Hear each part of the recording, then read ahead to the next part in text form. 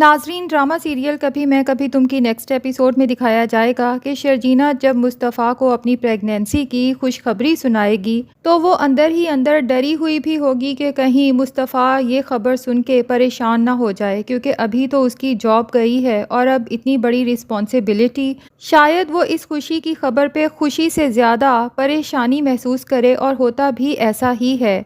मुस्तफ़ा तो ये ख़बर सुनने के बाद काफ़ी देर कुछ भी नहीं बोलता, कोई रिस्पॉन्स नहीं देता, जिस पे शर्जीना काफ़ी परेशान हो जाती है।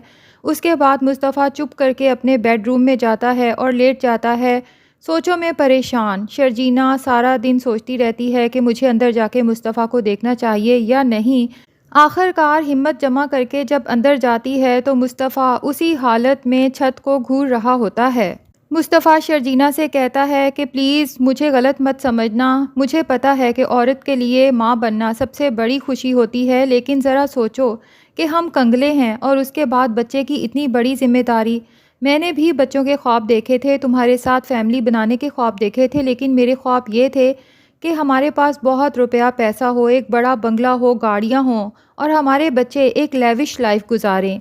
क्या हमारे बच्चे इस डरबे-नुमा घर में और इस गंदे माहौल में परवरिश पाएंगे? शर्जीना मुस्तफ़ा को समझाती है कि मुस्तफ़ा, मेरी अम्मी कहती हैं कि अल्लाह ताला हर इंसान का रिज़्क उसके साथ ही ज़मीन पे उतारता है। देखना, हमारा बच्चा बहुत खुशकिस्मत होगा, जब वो इस दुनिया में आएगा तो अपनी खुशकिस्मती, अपना रिज़्क साथ लेके आएगा।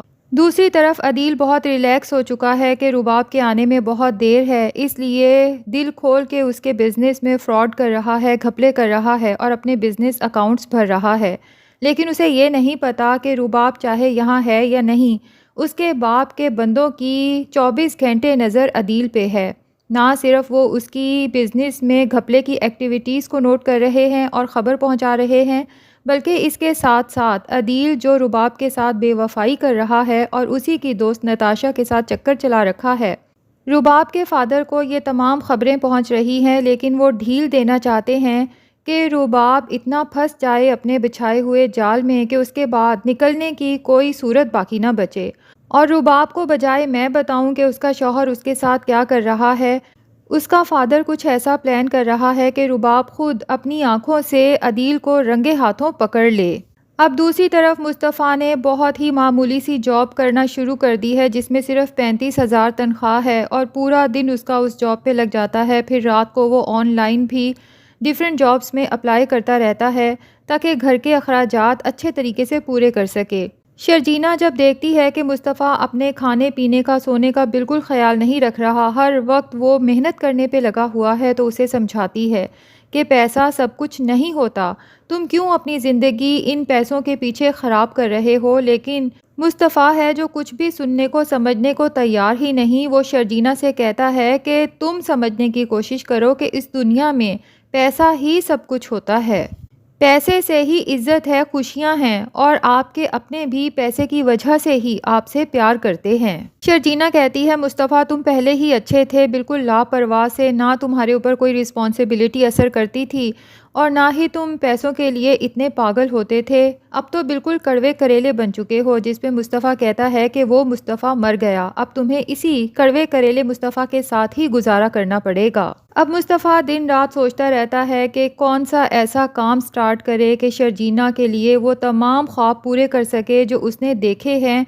और इत्तफाक से इसी दौरान मुस्तफ़ा को एक बहुत अच्छी कंपनी से जॉब ऑफ़र हो जाती है, जो कि एक गेम डेवलपिंग कंपनी है। मुस्तफ़ा को बहुत अच्छी पोस्ट पे हायर करना चाहते हैं, जिसमें सैलरी भी बहुत अच्छी होगी। अब देखना ये है कि क्या वाकई ही ये जॉब मुस्तफ़ा के लिए अच्छी साबित होगी या यहाँ भी उसे डिसअपॉइंटमेंट होगी, जिसके बाद उसे शर्जीना के मशवरे पे अमल करते हुए अपनी खुद की एक छोटी सी कंपनी स्टार्ट करना पड़ेगी, जो बाद में जाके एक बहुत बड़ी सक्सेसफुल कंपनी साबित होगी। नाजरीन, आपको क्या लगता है, क्या मुस्तफ़ा नई जॉब ऑफ़र कबूल करेगा या फिर अपनी खुद की कंपनी स्टार्ट करने का सोचेगा? कमेंट सेक्शन में अपनी राय का इजहार ज़रूर करें, और अगर हमारे चैनल पे नए हैं तो प्लीज़ चैनल को भी सब्सक्राइब कर लें।